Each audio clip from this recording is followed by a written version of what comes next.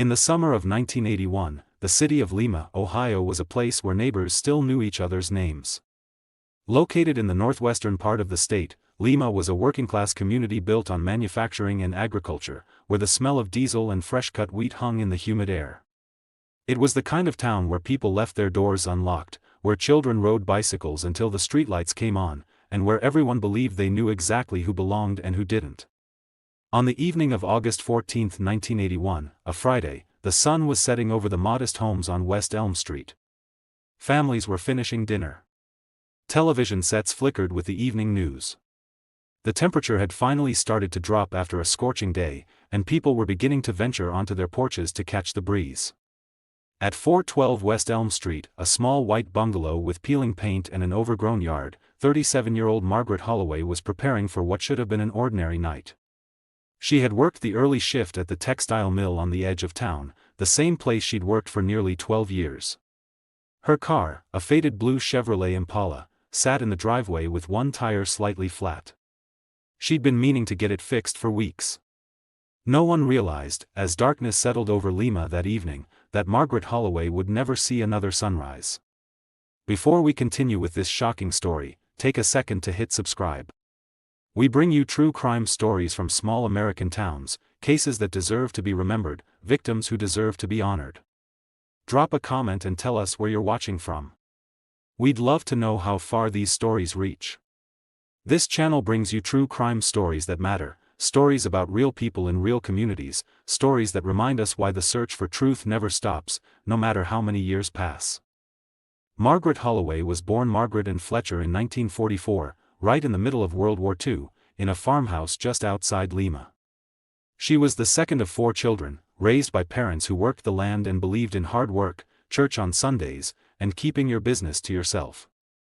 Those who knew her as a child remembered a quiet girl with dark hair and thoughtful eyes, someone who preferred reading to playing, who seemed older than her years even then. She married young, at 19, to a man named Dennis Holloway. He worked at the auto plant in Toledo, made decent money, and seemed like a good match. They had a daughter, Lisa, in 1965. For a few years, it looked like Margaret had found the life she was supposed to have. But Dennis drank. At first it was just weekends, then it was most nights, and then it was mornings too. By 1970, Margaret filed for divorce and moved back to Lima with Lisa, then 5 years old. Single motherhood in a small Ohio town in the early 70s wasn't easy. Margaret took the job at the textile mill and worked overtime whenever she could. She rented the house on West Elm Street, a neighborhood that had seen better days but was still safe, still quiet. She kept to herself mostly, didn't date much, focused on raising her daughter and paying the bills. People who worked with Margaret described her as reliable. She showed up on time, did her work without complaint, ate her lunch alone in the break room with a paperback novel. She wasn't unfriendly, just private. She had a few acquaintances but no close friends. Even her family, who still lived in the area, saw her only occasionally at holidays or Sunday dinners. Lisa, her daughter, was everything to her. By 1981, Lisa was 16, a junior at Lima Senior High School. She was bright, popular in a way her mother had never been, involved in the school choir and the yearbook committee. Mother and daughter had the kind of relationship that looked smooth on the surface but carried the tension that often exists between a cautious parent and a teenager desperate for independence. That summer, Lisa had been spending more time away from home. She had a boyfriend, a senior named Todd, and a group of friends who drove around town in the evenings, listening to music, hanging out at the Dairy Queen on Main Street. Margaret worried, the way mothers do, but she tried to give Lisa space. She remembered what it was like to be young in a small town where nothing ever seemed to happen. On the evening of August 14, Lisa wasn't home. She had told her mother that morning she'd be staying over at her friend Jennifer's house after the football game. It was a preseason scrimmage, nothing official, but the whole school would be there. Margaret had agreed, though she'd asked Lisa to call when she got to Jennifer's. Margaret spent that Friday evening alone. Neighbors later recalled seeing her car in the driveway when they came home from dinner around 7:30. The lights were on inside the house. Everything looked normal. No one saw her after that. When Lisa came home Saturday afternoon, still wearing her clothes from the night before, she found the front door unlocked. That wasn't unusual. Her mother often left it unlocked during the day. But when she called out and got no answer, something felt wrong. The house was quiet in a way that felt heavy.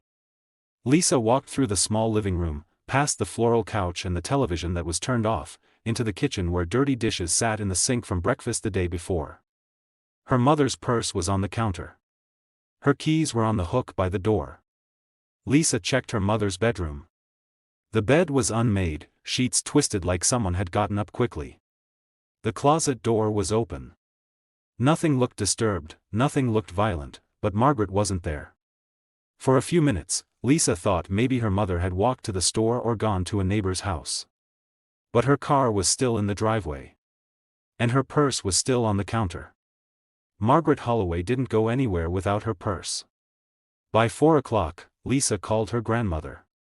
By 5, her grandmother had called the Lima Police Department. By 6, 2 officers were standing in the living room of the small house on West Elm Street, taking notes, asking questions, trying to determine if this was a missing person case or something else.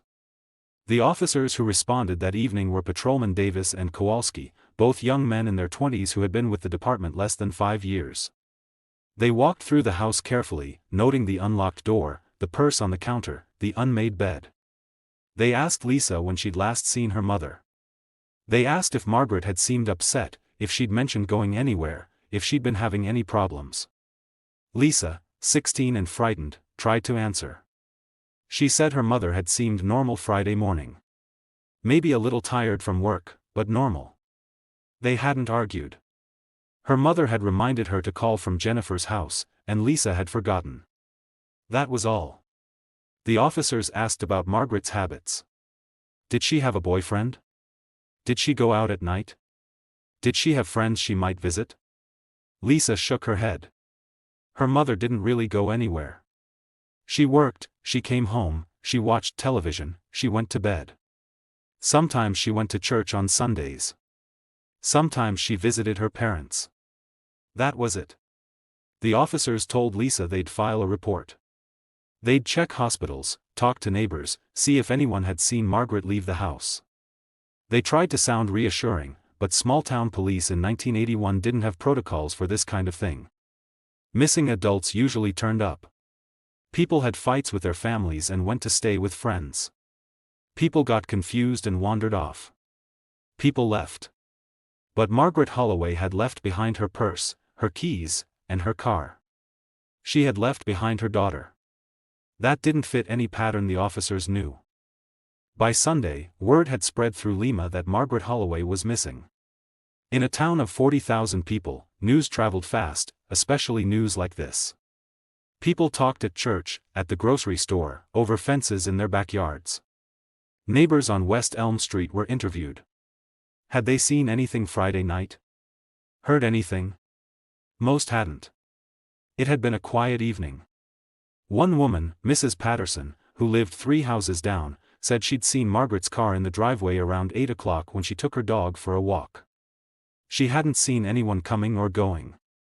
Another neighbor, an older man named Mr. Reeves, said he'd heard a car door slam around 9 or 9:30, but he couldn't be sure which house it came from. He'd been watching television with the volume up. The police expanded their search. They checked the hospitals in Lima and the surrounding counties. They checked the bus station and the train station. They talked to Margaret's co-workers at the textile mill. Everyone said the same thing. Margaret was quiet, kept to herself, but she was a good worker, dependable, showed no signs of wanting to leave or being in trouble. They talked to her ex-husband, Dennis Holloway, who was still living in Toledo. He seemed genuinely surprised and confused. He said he hadn't spoken to Margaret in years, not since the divorce was finalized. He had no idea where she might be. They talked to Margaret's parents, to her siblings, to the few people who might have known her outside of work. No one had any answers. On Monday, August 17, 3 days after Margaret was last seen, the Lima Police Department organized a search. Volunteers from the community showed up, more than 100 people, walking through the neighborhoods around West Elm Street, checking alleys, abandoned buildings, vacant lots. They searched the parks and the woods on the outskirts of town. They searched the banks of the Ottawa River that ran through Lima. They found nothing. By the end of that first week, investigators were operating on the assumption that Margaret Holloway hadn't left voluntarily. The evidence pointed to something else. The unlocked door. The purse and keys left behind. The complete absence of any communication. The fact that a woman who had spent 12 years showing up to work on time had simply vanished in the middle of a Friday night. Detective Robert Marsh was assigned to lead the investigation. He was 42 years old, a 20-year veteran of the Lima Police Department, someone who had worked robberies and assaults and the occasional homicide. But this was different. This was a missing person case with no body, no witnesses, no clear crime scene. Marsh started building a timeline. Margaret had been seen by co-workers leaving the textile mill at 3:15 on Friday afternoon. She'd stopped at the grocery store on her way home, according to a receipt they found in her kitchen trash. She'd been home by 4. Lisa had seen her briefly that morning before school, but not when she left for the football game around 6:30. Somewhere between 7:30, when Mrs. Patterson saw the car in the driveway, and Saturday afternoon, when Lisa came home, Margaret Holloway disappeared. The investigation in those early weeks followed the patterns that all missing person cases follow. Detectives looked at the people closest to Margaret first. That's how it always works. Family, friends, co-workers, anyone who might have had a reason to hurt her or make her leave. Lisa, Margaret's daughter, was questioned multiple times. She was 16, scared, and increasingly angry that police seemed to be treating her like a suspect. She told them everything she knew, over and over. Her mother had been fine. They hadn't fought. She didn't know anything.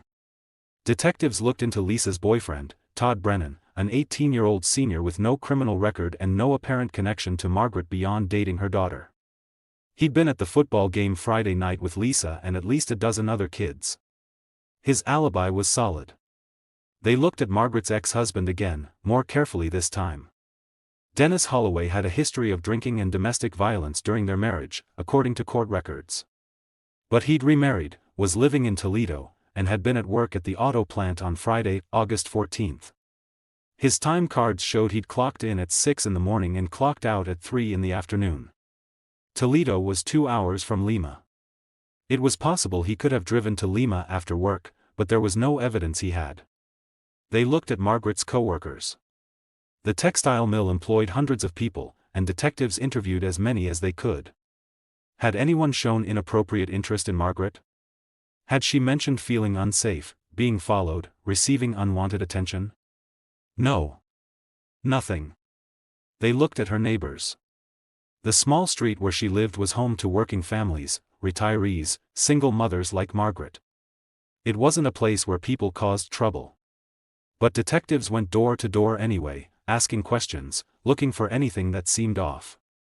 One name kept coming up in those conversations, though it was always mentioned carefully, almost reluctantly. James Vickers. James Vickers was 34 years old in the summer of 1981. He lived 2 blocks from Margaret, in a house he'd inherited from his mother after she died the year before. He'd grown up in Lima, gone to Lima Senior High School, worked various jobs over the years, mostly construction and manual labor. He was known around the neighborhood as someone who kept odd hours, who sometimes had people coming and going from his house late at night, who had been arrested once, years ago, for disorderly conduct after a bar fight.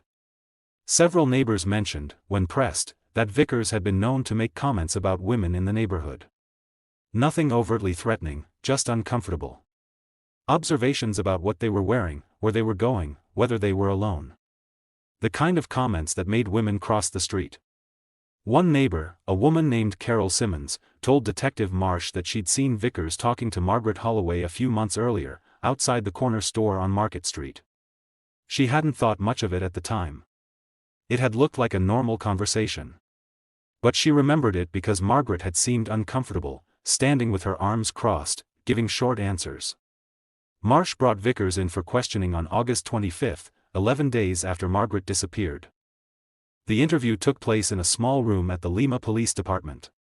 Vickers arrived voluntarily, drove himself to the station in his pickup truck, seemed cooperative if not particularly friendly. Marsh and another detective, William Cruz, sat across from him at a scarred wooden table and asked him about Margaret Holloway. Vickers said he knew who she was. They lived in the same neighborhood. He'd seen her around. He might have said hello once or twice at the store. That was it. Had he seen her recently? Not that he could remember. Had he been near her house on Friday, August 14th? No. He'd been home that night. Alone. He didn't have anyone who could verify that, but he'd been home. Did he know anything about her disappearance? No. He'd heard about it, people were talking, but he didn't know anything. Marsh pressed him. Asked about the conversation Carol Simmons had witnessed. Asked if he'd ever tried to talk to Margaret beyond those casual interactions. Vickers became irritated. Said he didn't appreciate being accused of something he hadn't done. Said he barely knew the woman. Said if the police didn't have any real evidence, maybe they should stop wasting his time and start looking for whoever actually took her. The interview lasted 90 minutes. At the end of it, Marsh had nothing. No confession, no inconsistencies in Vickers' story, no evidence that placed him near Margaret's house that night. Just a feeling, the kind of feeling that detectives develop after years of talking to people who lie, that something wasn't right. But feelings don't solve cases. Vickers left the police station that afternoon and drove back to his house on Cherry Street. Marsh watched him go and wrote up his notes, adding Vickers' name to the list of people who needed further investigation. But without evidence, without witnesses, without even a body to prove that a crime had been committed, there was only so much he could do. The days turned into weeks. Summer faded into fall. Lisa Holloway went back to school, though she could barely concentrate. She stayed with her grandparents now. She couldn't go back to the house on West Elm Street, couldn't walk through those rooms where her mother had simply vanished. Margaret's family held a vigil in late September, 2 months after she disappeared. They gathered at Lima Community Church, filled the pews with neighbors and co-workers and people who had never met Margaret but wanted to show their support. They prayed for her safe return. They lit candles. They sang hymns. But in their hearts, most of them knew Margaret wasn't coming home.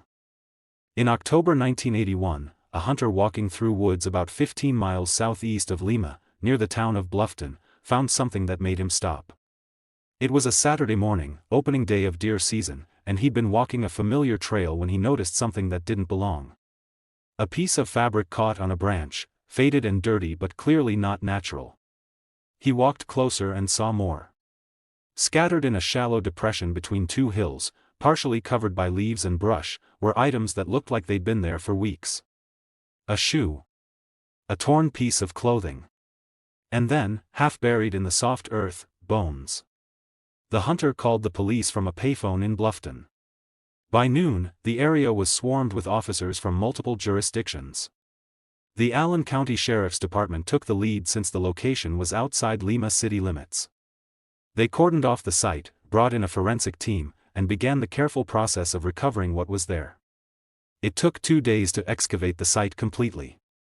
What they found confirmed what everyone in Lima had feared. The remains were human, female, and had been there for months. The body had been partially buried, covered hastily with dirt and leaves, then left to decompose. Animals had scattered some of the remains. Weather had eroded what was left. The forensic pathologist who examined the remains determined they belonged to a white female, approximately 30 to 40 years old, 5'4", with dark hair. Dental records confirmed what Detective Marsh already suspected. They had found Margaret Holloway. The pathologist's report was limited by the condition of the remains. Soft tissue was mostly gone. What bones remained showed no obvious signs of trauma, no bullet holes, no fractures that would indicate she'd been beaten or stabbed. The cause of death was listed as undetermined. The manner of death was listed as homicide based on the circumstances, the location, the fact that she'd been buried. But how she died, and who killed her, remained unknown. To the investigators who stood in those woods that October, watching as Margaret Holloway's remains were carefully removed and transported to the morgue, it felt like both an answer and a failure. They had found her. But they were no closer to understanding what had happened. In the weeks that followed, police returned to the site multiple times, searching for evidence. They combed through the leaves and dirt, looking for anything the killer might have left behind. A weapon. Clothing. Personal items. Tire tracks. Footprints. They found almost nothing. The location was remote, accessible by old logging roads that hadn't been maintained in years. Whoever had brought Margaret there had chosen the spot carefully, somewhere she wouldn't be found quickly, somewhere the evidence would disappear. The only item recovered that seemed potentially significant was a small fragment of blue nylon rope, found tangled in the roots of a tree about 10 feet from where the body had been buried. The rope was weathered and dirty, but forensic technicians photographed it, bagged it, and sent it to the state crime lab for analysis. The results came back weeks later. The rope was a common type sold in hardware stores across the state. There were no fingerprints, no identifying marks, nothing that could trace it to a specific purchaser or location. Margaret Holloway was buried on November 7, 1981, in Woodlawn Cemetery on the north side of Lima. It was a gray day, cold and drizzling, the kind of weather that makes everything feel heavier. Her family held a funeral service at the same church where they'd held the vigil 2 months earlier. This time, there were no prayers for her safe return. There were only tears and hymns and the unbearable weight of a life ended too soon. Lisa Holloway, 17 now and looking much older, stood between her grandparents at the graveside. She wore black and stared at the casket as it was lowered into the ground. People who were there said she didn't cry, didn't speak, just stood perfectly still like she was somewhere else entirely. The investigation continued, but it was already starting to slow. Detective Marsh worked the case as hard as he could, following every lead, interviewing every potential witness, but leads were scarce and witnesses had nothing useful to say. The forensic evidence was minimal. The crime scene had been compromised by weather and time. The cause of death couldn't be determined. James Vickers was brought in for questioning again in December. This time, Marsh was more direct. He told Vickers they'd found Margaret's body. He asked Vickers if he knew anything about the woods near Bluffton, if he'd ever been there, if he'd ever hunted or worked in that area. Vickers said he'd been to Bluffton a few times, years ago. He might have driven past those woods. He didn't remember specifically. He asked if he needed a lawyer. Marsh said that was up to him. Vickers left without saying anything else. The problem, and Marsh knew it, was that they had nothing concrete connecting Vickers to Margaret's death. Vickers had known her, lived near her, made some neighbors uncomfortable with his behavior. But knowing someone and making people uncomfortable wasn't evidence of murder. They had no witnesses placing Vickers near Margaret's house the night she disappeared.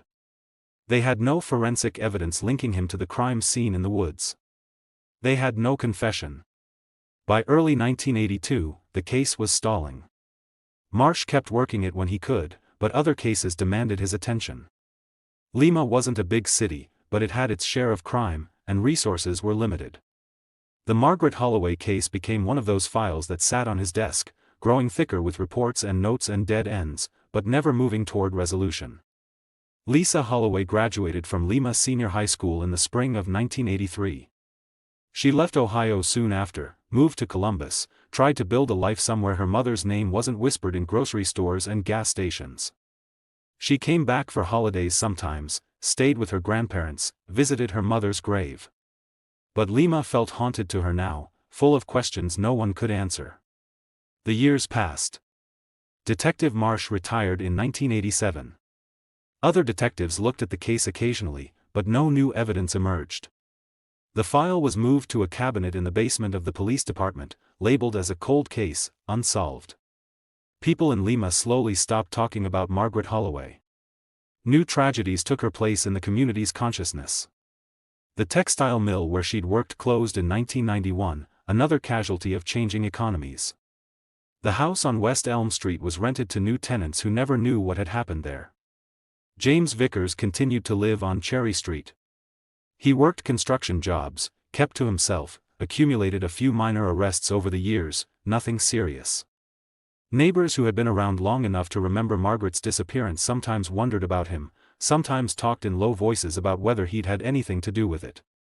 But wondering isn't evidence. Talk isn't proof.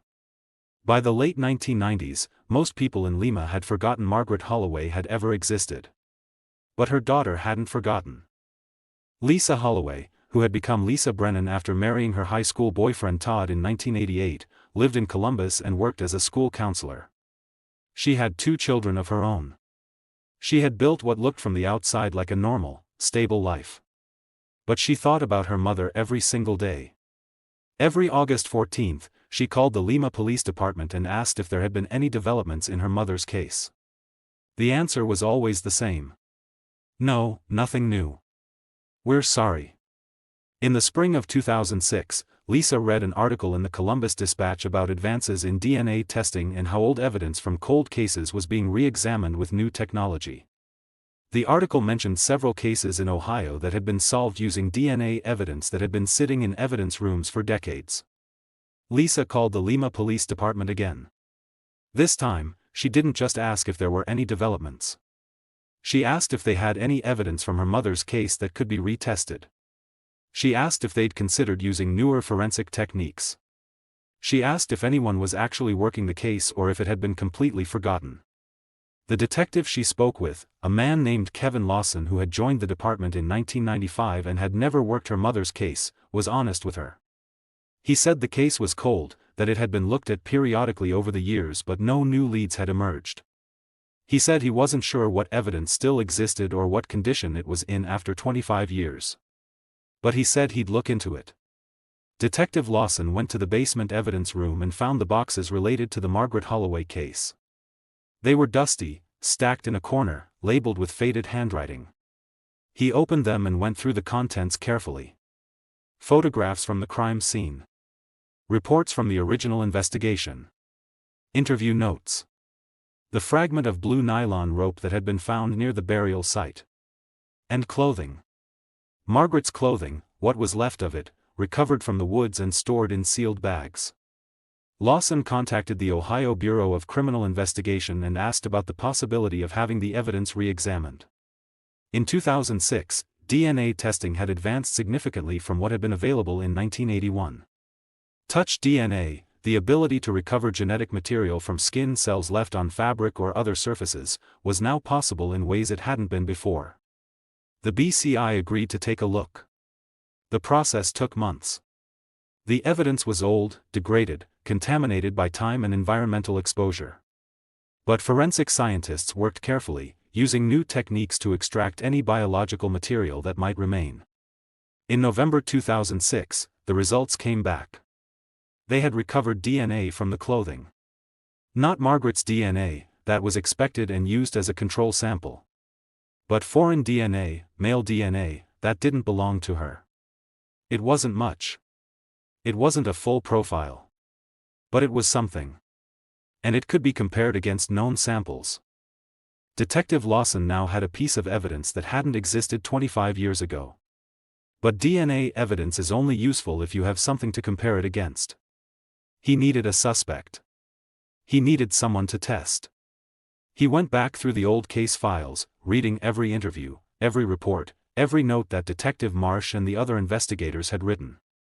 One name appeared more frequently than others, always with a note of suspicion, always with the caveat that there wasn't enough evidence to pursue charges. James Vickers. Lawson looked into Vickers' current status. He was still alive, still living in Lima, now 59 years old.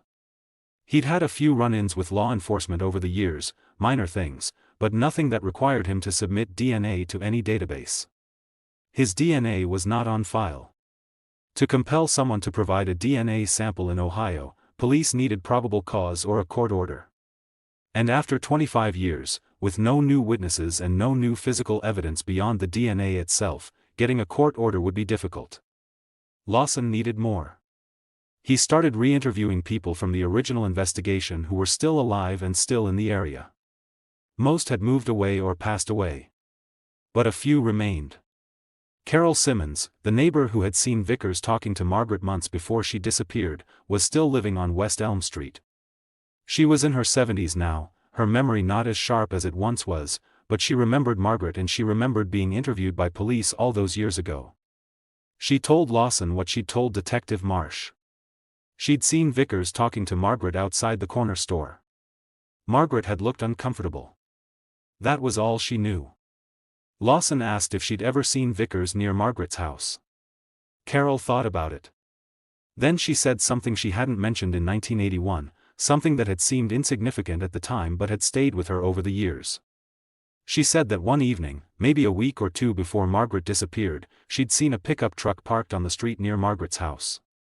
It was late, after 10 o'clock. She'd noticed it because it wasn't a vehicle she recognized, and she knew most of the cars in the neighborhood. She couldn't remember the exact date. She couldn't say for certain that the truck belonged to Vickers. But she remembered that it was an older truck, dark-colored, and that it had been parked there for at least an hour. Vickers had driven an older dark blue pickup in 1981. Several people had mentioned that in their interviews. It wasn't proof. But it was another connection. Lawson kept digging. He found that Vickers had worked construction in 1981 for a small company that did projects all over northwestern Ohio.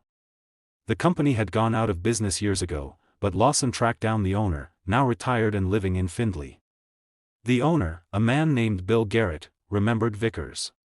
He said Vickers was a decent worker when he showed up, but he missed shifts sometimes, had a temper, got into arguments with other crew members.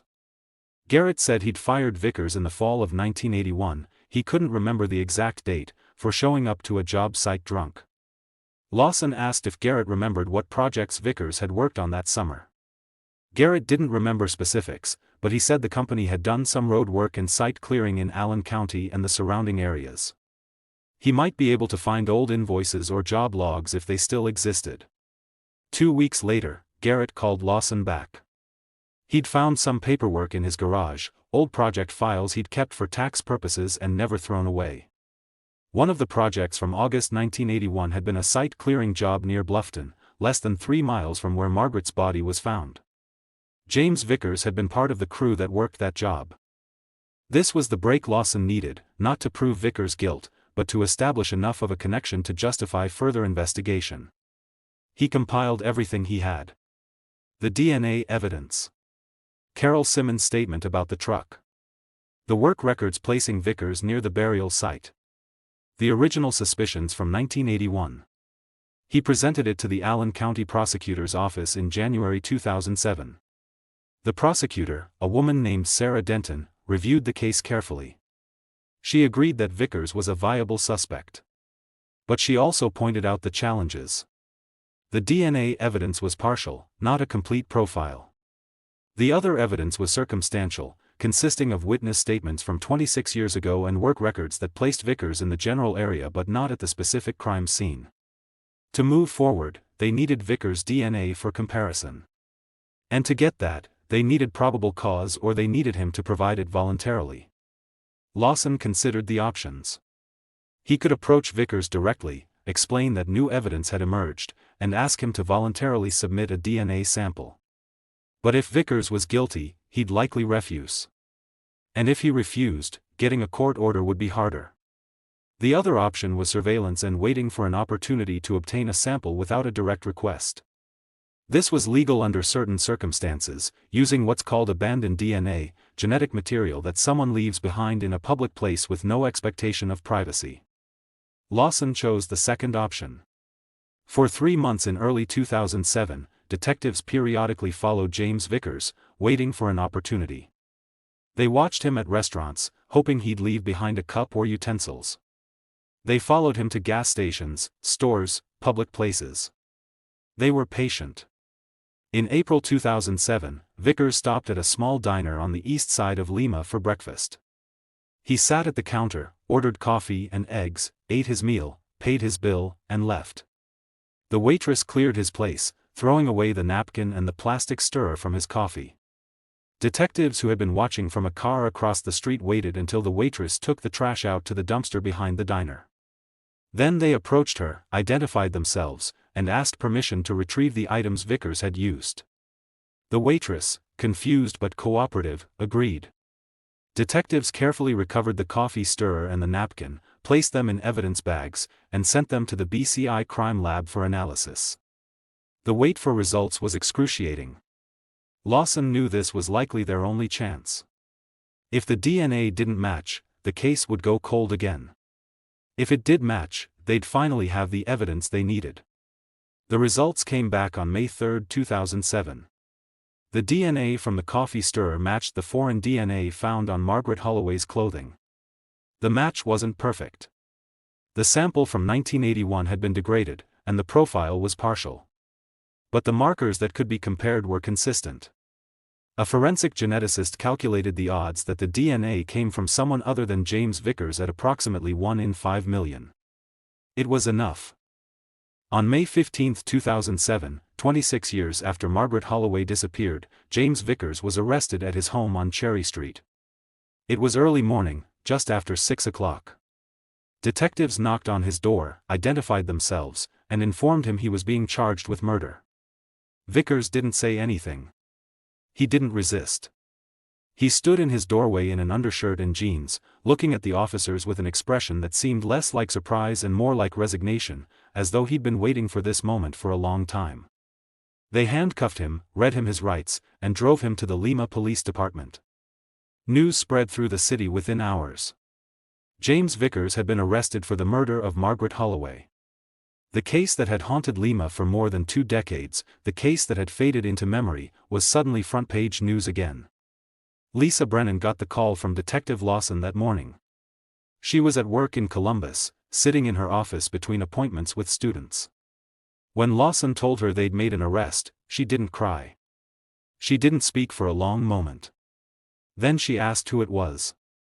When Lawson said the name James Vickers, Lisa didn't recognize it immediately. She'd been 16 when her mother disappeared. She hadn't known the adults in her mother's neighborhood well. But when Lawson explained who Vickers was, that he'd lived 2 blocks away, that he'd been a suspect from the beginning, Lisa felt something cold settle in her chest. He had been there, the whole time. Living in the same town where her mother had died. Walking the same streets. Breathing the same air. For 26 years. If you believe Margaret Holloway deserved someone to keep pushing for the truth, hit subscribe. This is how that fight continues. At the police department, James Vickers was placed in an interrogation room. Detective Lawson and another detective, Frank Morrison, sat across from him and began asking questions. They told him they had DNA evidence linking him to Margaret Holloway's death. They told him they knew he'd been working near the site where her body was found. They told him they'd been investigating him for months and that the evidence against him was strong. Vickers sat with his arms crossed, staring at the table. He asked for a lawyer. The interview ended immediately. That was his right. But in Lawson's experience, innocent people usually wanted to explain themselves, wanted to tell their side of the story. Guilty people asked for lawyers. Vickers was arraigned the following day. He appeared in Allen County Common Pleas Court wearing an orange jumpsuit, his hands shackled, his expression blank. The judge read the charges, 1 count of murder in the death of Margaret and Holloway. The prosecutor requested bail be set at $1 million, citing the severity of the crime and the length of time Vickers had evaded justice. The defense attorney, a public defender named Thomas Riley who had been assigned the case just hours before, argued that Vickers had lived in Lima his entire life, had made no attempt to flee, and wasn't a flight risk. The judge set bail at $500,000. Vickers couldn't afford it. He was remanded to the Allen County Jail to await trial. The prosecution's case was built on the DNA evidence and the circumstantial connections that placed Vickers near Margaret Holloway in the weeks before her death and near the burial site. Sarah Denton, the prosecutor, knew it wasn't an overwhelming case. DNA evidence in 2007 was powerful, but defense attorneys had become skilled at challenging it, especially when the samples were old and partially degraded. She needed more than science. She needed to show motive, opportunity, and a pattern of behavior that made Vickers' guilt believable. Over the summer of 2007, prosecutors and investigators worked to build that case.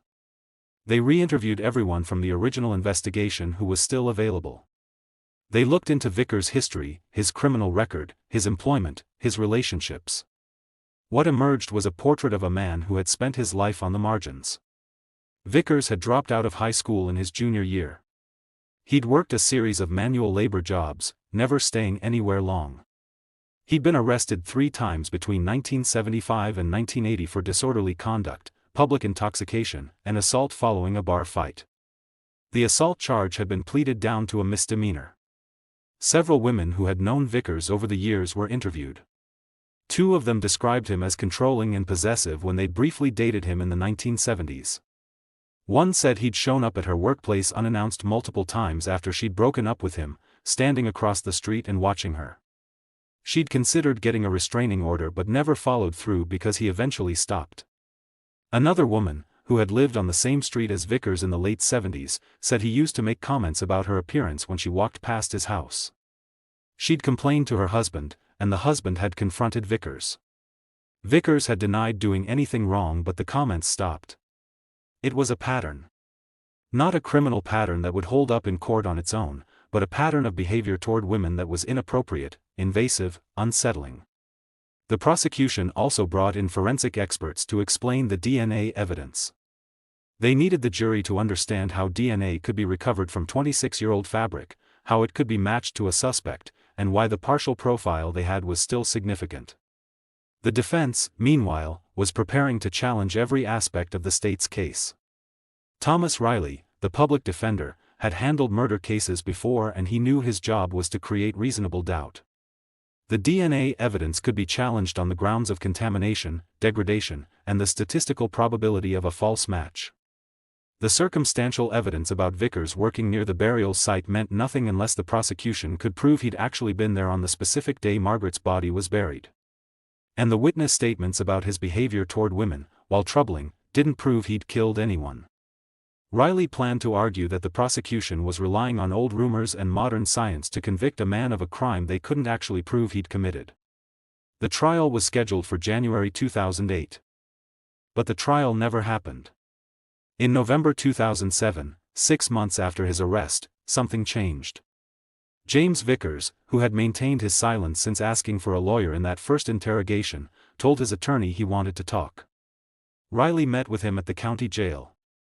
Vickers looked older than his 60 years, worn down by months of incarceration and the weight of whatever he'd been carrying for 26 years. He told Riley he was tired. Riley asked what he meant. Vickers said he was tired of waiting. Tired of sitting in a cell knowing what was coming. Tired of pretending. Riley, who had been a defense attorney for 15 years and had heard many things in jail meeting rooms, went very still. He asked Vickers if he was saying what Riley thought he was saying. Vickers said he wanted to make a deal. Over the next 2 weeks, Riley negotiated with the prosecutor's office. Vickers was willing to plead guilty to murder in exchange for the state's agreement not to seek the death penalty. Ohio still had capital punishment in 2007, and while the Margaret Holloway case didn't perfectly fit the aggravating factors that made a case death penalty eligible, there was always a possibility the prosecution might try. Vickers wanted that possibility eliminated. In exchange, he would plead guilty and accept a sentence of life in prison with the possibility of parole after 20 years. Sarah Denton consulted with Detective Lawson and with Margaret Holloway's family. Lisa Brennan, when asked what she wanted, said she wanted to know why. She wanted to hear Vickers say what he'd done and why he'd done it. The prosecutor agreed to the deal on one condition. Vickers had to provide a full confession. He had to explain what happened the night Margaret died and where her body had been kept before it was buried in the woods near Bluffton.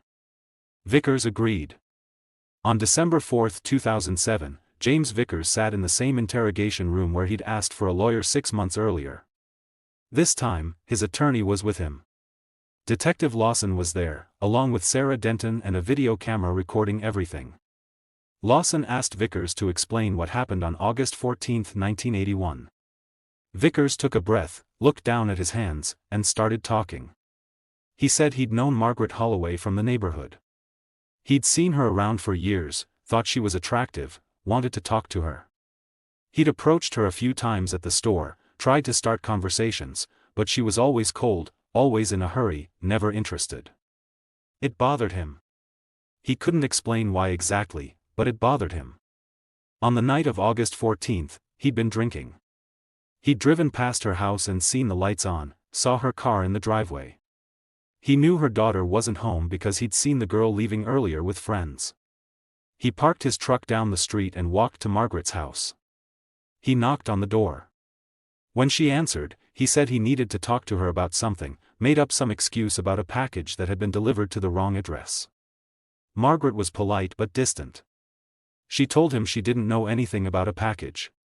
She started to close the door. Vickers said he didn't really remember what happened next. He said it was like something broke inside him. He pushed the door open, forced his way inside, and Margaret stumbled backward into the living room.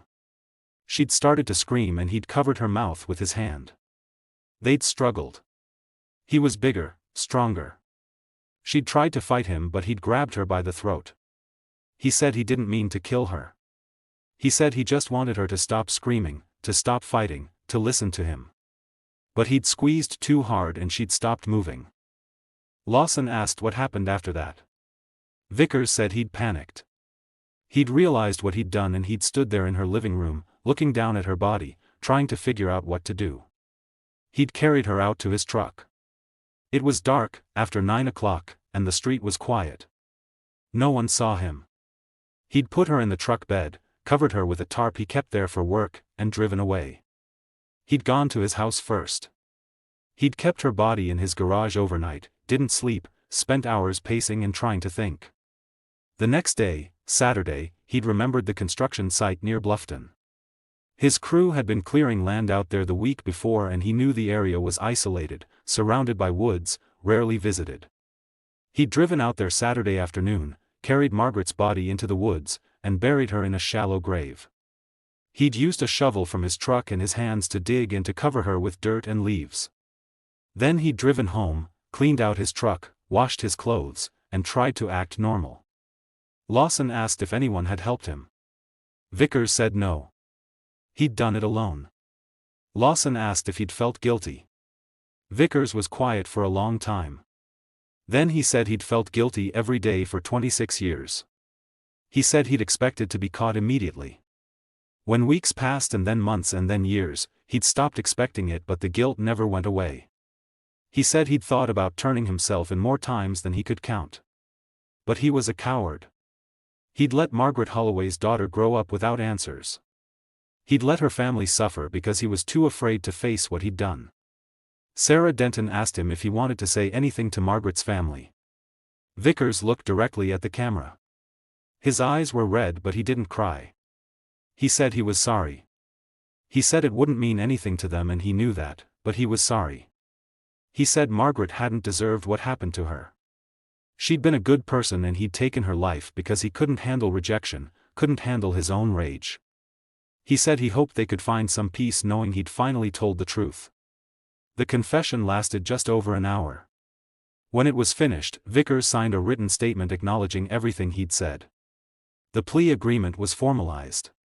On January 9, 2008, James Vickers appeared in Allen County Common Pleas Court and pleaded guilty to the murder of Margaret and Holloway. Judge Patricia Hammond accepted the plea and sentenced him to life in prison with the possibility of parole after 20 years, as agreed. Lisa Brennan was in the courtroom that day. She sat in the front row with her husband Todd and her aunt, her mother's younger sister.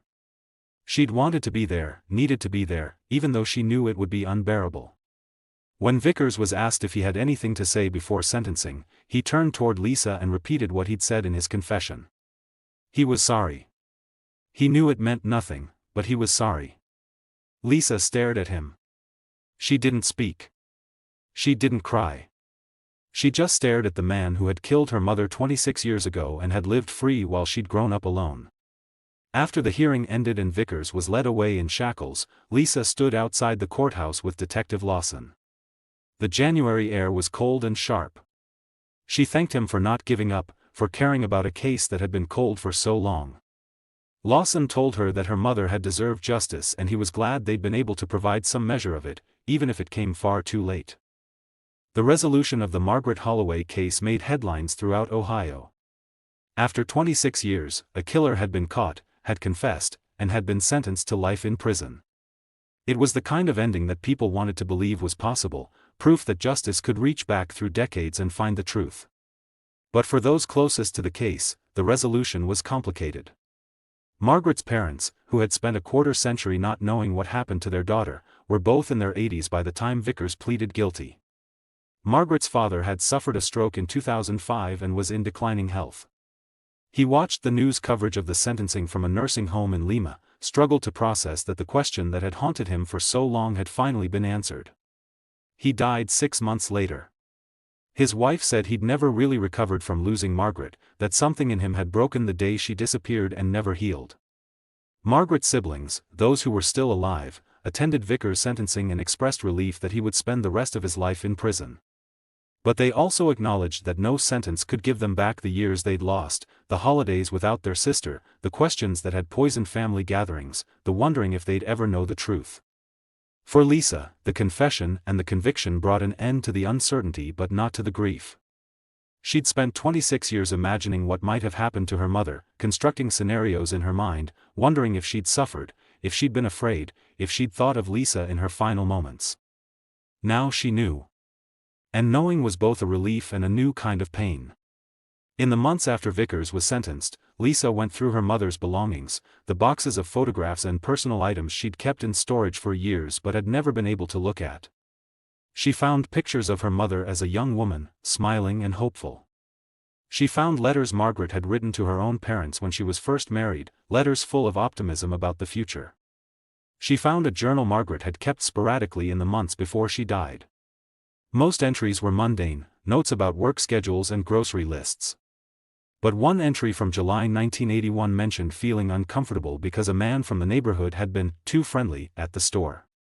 Margaret hadn't written the man's name. Lisa wondered if that had been Vickers. Wondered if her mother had sensed something dangerous in him and hadn't known how to protect herself. Wondered if there was anything anyone could have done differently. But those were questions without answers. The legal system had done what it could. James Vickers was in prison. The case was closed. But closure, Lisa learned, was not the same as healing. The Margaret Holloway case had ripple effects beyond her immediate family. In Lima, the resolution of such an old case prompted the police department to re-examine other cold cases from the same era. Detective Lawson, who had reopened Margaret's case almost by accident after a phone call from her daughter, became an advocate for dedicating resources to unsolved crimes. The department created a small cold case unit in 2008, funded partially by a state grant. Over the next few years, they reviewed dozens of cases, submitted evidence for DNA testing where possible, re-interviewed witnesses, and applied modern investigative techniques to crimes that had gone unsolved for decades. Some of those cases were solved. Others remained mysteries. But the effort itself mattered. It sent a message to families who had been waiting for answers that their loved ones had not been forgotten. The case also highlighted the importance of preserving evidence. The fragment of rope, the clothing, the physical items that had been stored in the basement evidence room for 26 years had been critical to securing justice. If those items had been discarded or destroyed, as sometimes happened with old evidence before anyone understood the potential of DNA testing, Margaret's case would likely have remained unsolved forever. Police departments across Ohio began implementing better evidence retention policies, ensuring that biological evidence from major crimes was preserved indefinitely, recognizing that technology would continue to advance and that cases considered unsolvable in one era might be solvable in another. James Vickers served his sentence at the Marion Correctional Institution in Central Ohio. He was considered a model prisoner, quiet and compliant, causing no trouble. He participated in prison programs, worked in the library, kept to himself. In interviews with prison officials and a psychologist assigned to evaluate him, Vickers expressed genuine remorse for what he'd done. He acknowledged that his actions had destroyed multiple lives, not just Margaret's but her daughter's, her family's, his own. He said he understood why he would likely die in prison and accepted that as appropriate. He became eligible for parole in 2028, 20 years into his sentence. But given the nature of his crime and the length of time he'd concealed it, the likelihood of him ever being released was minimal. The parole board would have to weigh his behavior in prison against the fact that he'd allowed a family to suffer without answers for more than 2 decades. Lisa Brennan made it clear that she would oppose his release at every parole hearing for the rest of her life. In 2015, on what would have been Margaret Holloway's 71st birthday, Lisa and her family organized a small memorial at Woodlawn Cemetery. They placed flowers on her mother's grave and spent the afternoon remembering who Margaret had been before she became a victim, before she became a cautionary tale, before she became a cold case that was finally solved. Lisa's children, who had never met their grandmother, listened to stories about her. How she loved to read. How she worked hard to provide for her daughter. How she'd been quiet and private but kind. How she deserved so much more than the life she'd been given and the death that had been forced upon her. A few people from the old neighborhood attended. Mrs. Patterson, the woman who had seen Margaret's car in the driveway that final night, was there, elderly now but still living on West Elm Street. She told Lisa she'd never stopped thinking about Margaret, never stopped wondering what had happened to the quiet woman who lived a few houses down. Detective Lawson attended as well, though he'd retired from the Lima Police Department in 2012. He'd worked dozens of cases over his career, but the Margaret Holloway case was the one he talked about when people asked about his time as a detective. It was the case that reminded him why the work mattered, why persistence mattered, why refusing to let a file gather dust in a basement could mean everything to a family waiting for answers. He told Lisa that solving her mother's case had been one of the most meaningful accomplishments of his career. Not because it was the most dramatic or the most complex, but because it represented something essential about justice. That it could be delayed but not denied. That time could pass and memories could fade, but the truth had a way of emerging if someone cared enough to look for it. The memorial was quiet and brief. When it ended, people dispersed slowly, reluctant to leave, wanting to hold on to the moment a little longer. Lisa stood at her mother's grave after everyone else had gone. The afternoon sun was warm on her shoulders. Birds were singing in the trees that surrounded the cemetery. Everything felt peaceful in a way that seemed impossible given what had happened in this place. She thought about the 16-year-old girl she'd been, walking into an empty house and calling for a mother who would never answer. She thought about all the years in between, the wondering and the grief and the anger. She thought about the phone call from Detective Lawson telling her they'd made an arrest. Justice had come. Late, imperfect, incomplete in so many ways. But it had come. And that mattered. Margaret and Holloway had been seen. Her death had been acknowledged. The man who killed her had been held accountable. Her daughter had fought to make sure she wasn't forgotten. In a world where so many victims disappeared into silence, where so many crimes went unsolved, where so many families waited forever for answers that never came, that was something. It had to be enough. The story of Margaret Holloway is the story of a woman who deserved better. She deserved to grow old, to see her daughter graduate and get married and have children. She deserved to retire from the textile mill and spend her days reading books and tending a garden. She deserved to be more than a victim, more than a cold case, more than a name in a police file. But violence stole those things from her. A man who couldn't control his rage, who saw a woman's rejection as an offense worthy of death, who valued his own freedom more than the truth, stole her future and left her family to grieve in uncertainty for more than 2 decades. The fact that James Vickers was eventually caught and held accountable doesn't undo that harm. It doesn't give Margaret her life back. It doesn't erase the years Lisa spent without her mother. It doesn't heal the wounds that were opened on August 14, 1981. But it matters that the truth emerged. It matters that someone cared enough to keep looking. It matters that advances in science and the dedication of people like Detective Lawson created an opportunity for justice that hadn't existed before. It matters that Margaret Holloway's name is remembered not just as a victim but as a person. A mother. A daughter. A woman who worked hard and kept to herself and deserved to live in peace. Cases like this remind us that the passage of time doesn't diminish the value of a life or the importance of seeking truth. 26 years, 40 years, 50 years, it doesn't matter. Every victim deserves to be remembered. Every family deserves answers. Every community deserves to know that justice is possible even when it seems impossibly distant. Margaret's case also reminds us of the cost of silence. For 26 years, James Vickers lived as a free man while Margaret's family suffered. He went about his life, worked his jobs, walked the streets of Lima knowing what he'd done and choosing every single day to say nothing. That choice multiplied the harm of his crime. It wasn't just that he killed Margaret Holloway. It was that he allowed her daughter to grow up without knowing what happened. He allowed her family to wonder if she'd run away, if she'd been taken by a stranger, if she was still alive somewhere. He allowed a community to live with fear and suspicion, wondering if there was a killer among them. His confession in 2007 was necessary for legal resolution, but it came far too late to be called brave or redemptive. It came only after he was caught, only after the evidence made denial impossible, only after he'd exhausted every other option.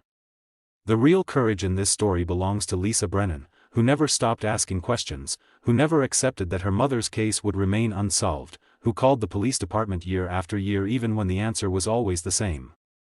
And it belongs to Detective Lawson, who could have ignored that phone call in 2006, who could have told Lisa that the case was too old and the evidence too degraded, but who instead went to the basement and opened those dusty boxes and decided to try. If you stayed with this story until the very end, you're someone who understands why these cases matter. You're someone who believes that truth has value even when it arrives decades late, that justice is worth pursuing even when the odds seem impossible, that the people who are forgotten by everyone else still deserve to be remembered. The people who stay for stories like this are exactly the ones this channel exists for. You already understand that every victim was a real person with a real life, that every family left behind is still waiting, still hoping, still fighting.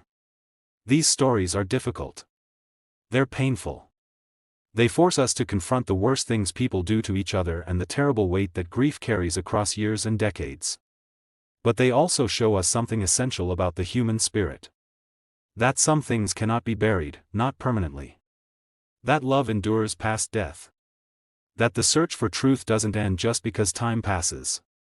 Margaret Holloway's story is one story among thousands. Across this country, there are families still waiting for answers about loved ones who disappeared decades ago. There are police departments with basements full of cold case files. There are detectives who think about unsolved crimes long after they've retired. There are sons and daughters who call every year on the anniversary of a death and ask if there's any news. Most of those cases will never be solved. The evidence is gone, the witnesses are dead, the trail is too cold. But some will be. And the only way to know which ones can still be solved is to keep trying, to keep looking, to keep believing that the truth matters. This channel is committed to telling these stories with the respect and attention they deserve. To honoring victims by remembering them as people, not just as crimes. To showing families that their loved ones have not been forgotten. To reminding all of us that justice, even when it's slow and incomplete, is always worth pursuing. Rest in peace, Margaret and Holloway. You deserved so much more than the life you were given and the death you suffered. But you were loved, you are remembered, and in the end, the truth about what happened to you was told. That's not enough. It will never be enough. But it's something. Now if you haven't, please subscribe, like and share to a friend who'd love a story like this. I'll see you in the next one.